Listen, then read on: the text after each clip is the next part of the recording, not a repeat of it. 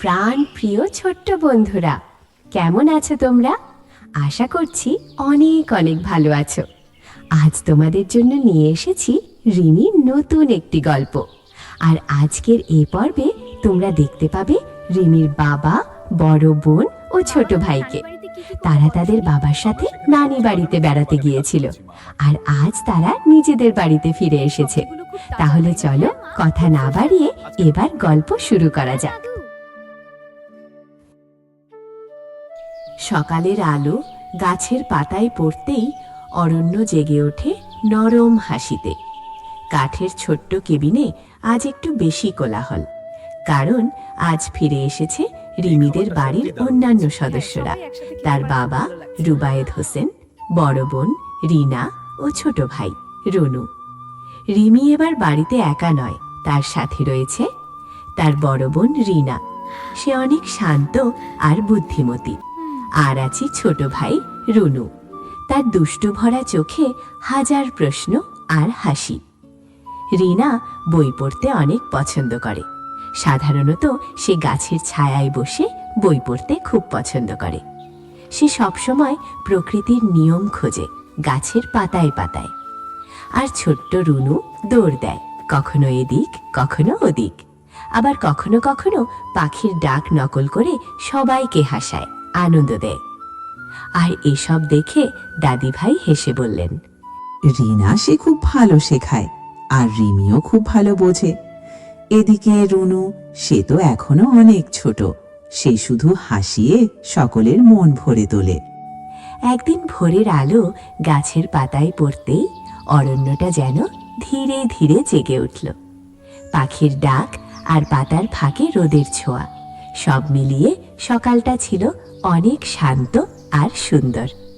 সেই সকালে বাবা রুবায়েত হোসেন কুঠারটা হাতে নিয়ে বললেন, এই শুনছো রিনার মা? জি বলুন, শুনছি। আজ আমাকে জঙ্গলে যেতে হবে শুকনো কাঠ সংগ্রহ করতে। রিমির মা তখন উত্তরে বললেন, ঠিক আছে, আমি তাহলে আপনাদের প্রয়োজনীয় জিনিস সব বেঁধে দিচ্ছি, পথে যেন কোনো সমস্যা না হয়। এরপর রিমির মা একটি থলেতে কিছু শুকনো রুটি, গুড় ও খাওয়ার পানি থলেতে ভরে দিলেন। তারপর সেই থলেটা নিয়ে এসে রিমির বাবার হাতে দিয়ে বলেন, এই নিন, এখানে সব প্রয়োজনীয় জিনিস দেওয়া আছে, পথে এগুলো দরকার হতে পারে। এদিকে রিমি বাবার কণ্ঠ শুনতে পেয়ে দৌড়ে এলো বাবার কাছে, আর সঙ্গে এলো রিনা ও রুনু। রিমি তখন বায়না ধরার সুরে বলে উঠল, বাবা বাবা, আমিও যাব তোমার সাথে। তার চোখে ছিল কৌতূহল আর আনন্দ। এদিকে রিমির কথা শুনে বড় বোন রিনাও বলে উঠল, আমিও যাব বাবা তোমার সাথে, তাহলে আমিও পথ চিনতে পারবো। আর এসব দেখে ছোট ভাই রুনু দেরি করল না। সে দুষ্টু মিষ্টি সুরে হেসে বলে উঠল, বাবা বাবা, আমি না গেলে কিন্তু চলবে না। বাবা সব শুনে মুচকি হেসে বললেন, ঠিক আছে, তোমাদের নিয়ে যেতে পারি, তবে তোমরা সবাই আমার কথা শুনবে, তাহলেই তোমরা সকলে আমার সাথে যেতে পারবে। কি বলো তোমরা? তখন ওরা তিনজন একসাথে বলে উঠল, ঠিক আছে বাবা। এর কিছুক্ষণ পর রিমি, রিনা আর রুনুকে নিয়ে বাবা জঙ্গলের পথে হাঁটতে শুরু করলেন। বাবার কাঁধে কুঠার নিয়ে চলছেন, আর রিনার কাঁধে ছোট্ট একটি থলে, তাতে রয়েছে রুটি, গুড় ও পানি। তারা কিছুটা পথ হেঁটে যাওয়ার পর জঙ্গলটা যেন ঘন হয়ে এলো। এরপর পথ চলতে চলতে একসময় রিমির বাবা থেমে গিয়ে বললেন, শোনো আমার সোনামণিরা, চলো এখানে আমরা কিছুটা সময় জিরিয়ে নেই। তারপর তারা সবাই একটি বড় গাছের নিচে বসে পড়ল। রিনা থলে থেকে পানি বের করলো, এক এক করে সবাই পানি খেলো। রুনু মজা করে বলল, বাবা বাবা, এই জঙ্গলের পানি বেশ মজার। ওর কথা শুনে সবাই হেসে উঠল। এরপর তাদের পানি পান করা হয়ে গেল। আবার তারা হাঁটতে শুরু করলো। পথ চলতে চলতে হঠাৎ রিমি থেমে দাঁড়ালো। মনে হচ্ছে সে দূরের কিছু একটা খেয়াল করছে। ঝোপের ভেতর থেকে নরম একটা পরিচিত ডাক সে অনুভব করল। রিমির তখন চোখ বড় হয়ে গেল। সে ফিসফিস করে বলল, এটা এটা তো সেই হরিণ ছানাটা যাকে আমি কিছুদিন আগে কাটা লতার ঝোপ থেকে মুক্ত করেছিলাম। কেমন আছো বন্ধু তুমি? এরপর ঝোপের ফাঁক দিয়ে ছোট্ট হরিণের ছানাটি বেরিয়ে এলো। তাকে দেখে মনে হচ্ছে সে আগের চেয়ে একটু বড় হয়ে গেছে। তার চোখে ভরসা আর চেনা ভালোবাসা। তারপর রিমি আদর করে তার মাথায় হাত বুলিয়ে দিল। রিনা ও রুনু অবাক হয়ে তাকিয়ে আছে। আর এদিকে রিমির বাবা কৌতূহলী হয়ে রিমিকে জিজ্ঞেস করলেন, রিমি মা আমার, তুমি কি হরিণ ছানাটিকে আগে থেকেই চিনতে? রিমি তখন আগের গল্পটা বলল, কিভাবে সে একদিন কাটা বনের লতা থেকে হরিণের ছানাটিকে উদ্ধার করেছিল। এসব শুনে রুনু খুশিতে লাফ দিয়ে বলল, এটা এটা তাহলে আমাদের বন্ধু। রিনা হাসল আর বলল, ভালো কাজ কখনো ভুলে যায় না বনের প্রাণী। কিছুক্ষণ পর সবাই আবার হাঁটতে শুরু করলো। হরিণের ছানাটাও তাদের সাথে পথ চলতে লাগলো। খানিক বাদে হাঁটতে হাঁটতে তারা পৌঁছালো একটি ফাঁকা জায়গায়, যেখানে অনেক শুকনো কাঠ পড়ে আছে। রিমির বাবা তখন সকলকে থামিয়ে দিয়ে বললেন, দাঁড়াও আমার ছোট্ট সোনামণিরা, দেখে মনে হচ্ছে এই জায়গাটাই ঠিক আছে। আজ আমরা এখান থেকেই জ্বালানি কাঠ সংগ্রহ করব। এরপর রিমির বাবা কাঠ সংগ্রহ করতে লাগলেন। এই ফাঁকে রিমি, রিনা, রুনু আর হরিণের ছানাটি একটি ফাঁকা জায়গায় খেলতে শুরু করলো। রুনু লতাপাতার আড়ালে লুকায়, রিমি খুঁজে বের করে। রিনা ছোট একটি ডাল দিয়ে মাটিতে ছবি আঁকে। হরিণের ছানাটি এদিক ওদিক দৌড়ে সবাইকে হাসায়। তারপর একসময় তারা চারজনে একত্রে ছোটাছুটি করতে থাকে এবং এভাবেই তারা কিছুক্ষণ ছোটাছুটি করে খেলাধুলা করলো। হঠাৎ রুনু উঠে দৌড়াতে গিয়ে হোঁচট খেয়ে পড়ে যায়। হালকা ব্যথা পায় হাঁটুতে। রিমি সঙ্গে সঙ্গে তার হাত ধরে আর রিনা পানি দিয়ে পরিষ্কার করে দেয়। রিমির বাবা দূর থেকে সবকিছু দেখছিলেন। একটু সোনা এরপর কাছে এসে বললেন, আমার সোনামণিরা, দেখলে তো, খেলাধুলা করার সময় সাবধান থাকতে হয়, তা না হলে এরকম বারবার হোঁচট খেতে হতে পারে। এরপর রুনু মাথা নিচু করে রইল, কারণ সে নিজের ভুল বুঝতে পেরেছে।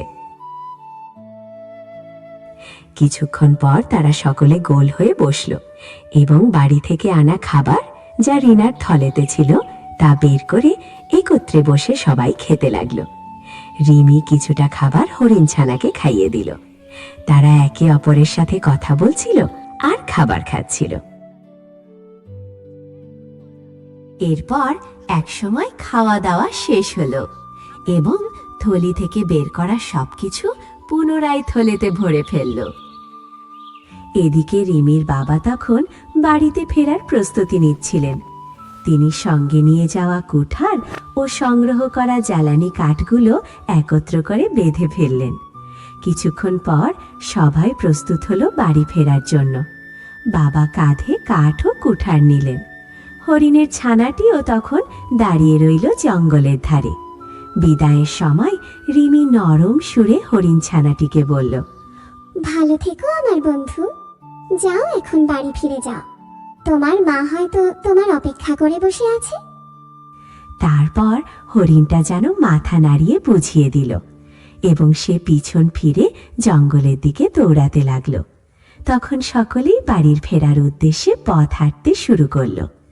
এরপর তারা অনেকটা পথ পাড়ি দিয়ে একসময় তারা সকলেই বাড়ি পৌঁছে গেল।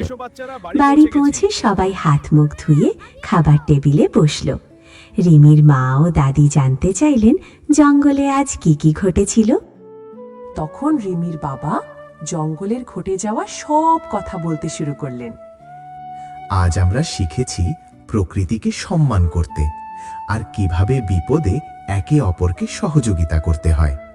যেভাবে আজ তোমরা তোমাদের ছোট ভাই আঘাত পাওয়ার পর তাকে সেবা দিয়ে তার ক্ষতস্থান পরিষ্কার করলে, আর তাতে এটা প্রমাণ হলো যে তোমরা একে অপরকে কতটা ভালোবাসো। আর এটা আমাদের সকল পরিবারের সদস্যদের মেনে চলা উচিত। কি বলো তোমরা আমার ছোট্ট সোনামণিরা? তারপর তারা 3 ভাই বোন এক ক্রোতে বলে উঠল, হে বাবা, আমরা সবসময় আমাদের পরিবারের সকলের সাথে মিলেমিশে থাকবো। আর তোমরা যারা আমাদের দেখছো তারাও কিন্তু সকলেই পরিবারের সাথে মিলেমিশে থাকবে, কেমন? মা আর দাদি ভাই মন দিয়ে সব শুনলেন আজ জঙ্গলে ঘটে যাওয়া ঘটনাগুলো। এরপর রিনা বলল, বুদ্ধি আর ধৈর্য যা আমাদের পথ প্রদর্শক। রিমি বলল, দয়া কখনো বৃথা যায় না। রুনু হেসে বলল, আমি আজ বাবার কাছ থেকে সাবধান হতে শিখেছি। দাদি ভাই সব শুনে মুচকি হেসে বললেন, এই যে আমার লক্ষ্মী সোনামণিরা, দেখবে এই শিক্ষাই একদিন তোমাদের অনেক বড় করে তুলবে। অনেক দোয়া রইল তোমাদের জন্য। খাবার শেষে অরণ্যের বাইরে চাঁদ উঠল। জঙ্গলের গভীরে ছোট্ট হরিণের ছানাটি নতুন গল্পের অপেক্ষায় রইল। আমার প্রিয় ছোট্ট বন্ধুরা, বলো তো আজ তোমরা এই গল্প থেকে কে কি শিখলে? হ্যাঁ, ঠিকই ধরেছ তোমরা, কারণ তুমিও ওদের মতো ভাবতে শিখে গেছো। আর ঠিক এইভাবেই তোমরা তোমাদের বড়দের সম্মান করো আর বড়দের দেখানো পথে চলো। কিন্তু এটা সত্যি যে একজন মানুষকে সঠিক পথে চলা উচিত এবং সঠিক মানুষের সংস্পর্শে থাকা উচিত, আর তখনই তুমি জীবনের পূর্ণতা পাবে। ছোট্ট বন্ধুরা, আজ আমি এখানেই গল্প শেষ করছি। আগামীতে হয়তো আবার কোনো নতুন গল্প নিয়ে তোমাদের সামনে হাজির হব। ততক্ষণ পর্যন্ত ভালো থেকো, আর হ্যাঁ, মনোযোগ দিয়ে লেখাপড়া করো। আল্লাহ হাফেজ।